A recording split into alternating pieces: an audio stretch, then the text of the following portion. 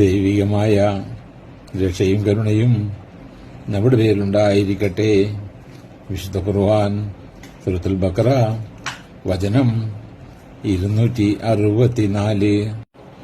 ബിസ്മില്ലാഹിർ റഹ്മാനിർ റഹീം.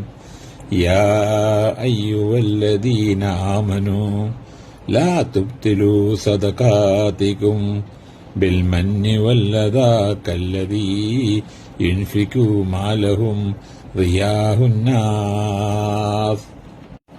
കല്ലദീന യുൻഫികൂ മാലഹു റിയാഹുന്നാസ് വലാ യുഅ്മിനൂ ബില്ലാഹി വല്ലഹുമിൽ ആഖിർ വമസലുഹു കമസലി സഫ്വാനി അലൈഹിം തുറാബ് فمثله كمثل صفوان عليهم تراب وأصابه وابل فتركه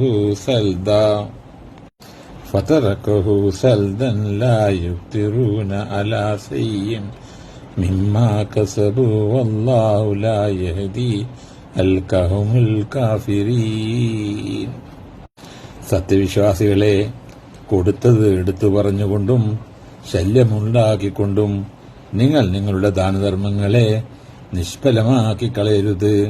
അള്ളാഹുവിലും പരലോകത്തിലും വിശ്വാസമില്ലാതെ ജനങ്ങളെ കാണിക്കുവാൻ വേണ്ടി ധനം ചെലവ് ചെയ്യുന്നവനെ പോലെ നിങ്ങളാകരുത്.